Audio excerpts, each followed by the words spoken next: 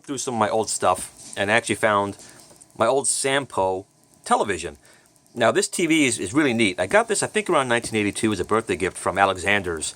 It was like $129, and it's a little 5-inch black and white television, AM/FM cassette. But the machine has some other cool features on it. It can run on 12 volts. It can run on 110 or 220 volts, or 6 D-size batteries. You could even put an external mic in here and mix the external mic with the internal sounds on the unit. On this side here, it even has an internal or external antenna connectors. And I actually used to play my Atari and ColecoVision on this when I had to. A couple other cool things about it is some of the old systems, like the original Magnavox Odyssey and some of the old PONG consoles, they don't work on newer TVs because the older systems don't tune directly to channel 3 or channel 4. You used to be able to, as you can see on these older TVs, it's an analog tuner. So you can kind of fine-tune a little bit better channel 3, maybe a little bit off to get your picture, but you kind of need that for the older systems. The newer TVs just don't have that. They're all digital.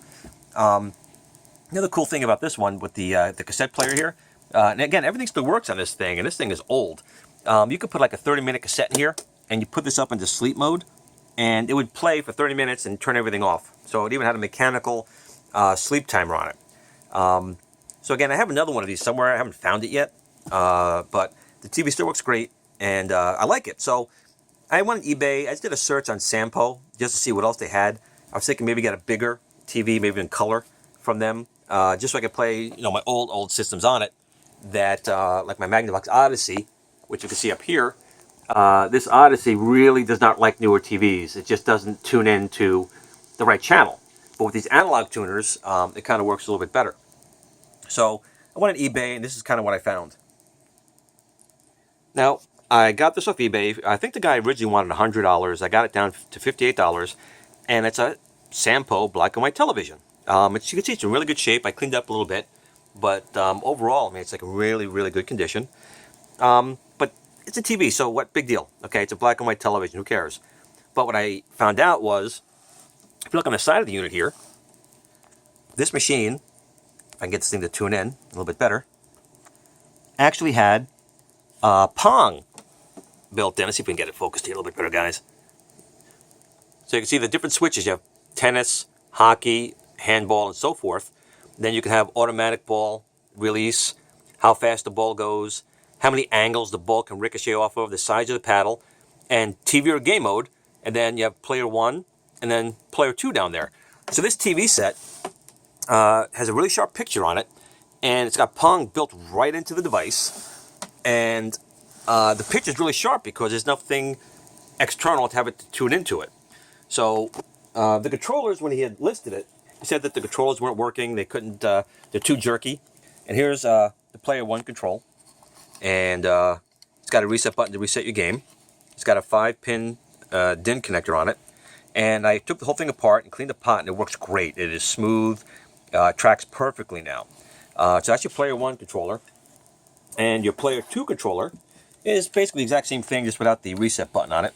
And again, these things, when I opened them up, the pots were absolutely dirty with the grease they had used back then. They totally carbonated, and I actually had to really clean it for a while. Even used a little very fine sandpaper to get some of the corrosion off it. But now both of them track really well. And this just uses a regular phono connector on it. So you put the TV set over here, and you plug your player 2 down here, like so. And then you're going to take your player 1 and make sure you get this in here right, like that. So now this machine is ready to, I can't watch TV on it without a connecting cable up, because no one transmits analog TV signals anymore. But you can put a VCR on it, or a DVD player. There's ways to do it. But let's try and see how this PONG looks on this machine. Okay, so we have it hooked up to power.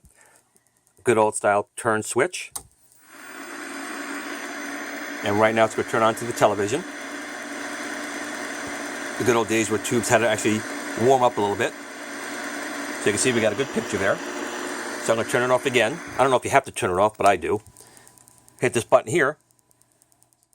And that should put it into game mode. And we'll turn it back on. And look at that. A game of PONG built right into a television. And it works pretty darn well. So what you would do is, right now, if I hit the reset button, there's one. I think I'm on hockey right now. There we go. Now, it will not release a ball unless you set it to the manual automatic button here. So I hit that button. There we go. Whoop. It's going to be hard to do with one person here, but the sounds are really loud. The pitch is really sharp. And you can see the paddle here works really, really smooth. No jerkiness at all. Player 2, player 1. Aha! So you can change things like the paddle size. Let's see.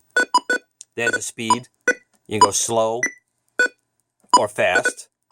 We'll slow it down a little bit. You can change your paddle size. So you can make them small. So, you know, let's try this. Here's regular Pong. Hit the reset button again. When it goes to 15, the game obviously ends. But hit that reset button again. And you set it to the auto button here. And there we go. Ooh, did the fast.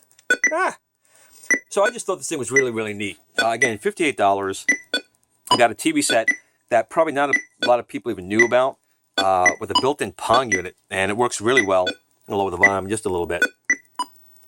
But this was a really, really good find. It even came with the box, the styrofoam inserts, all the manuals. It came with every single part that the TV came with new. So we can see here, we got the instruction manual, the UHF antenna, 12-volt DC, and even came with the schematics for the TV and the Pong unit.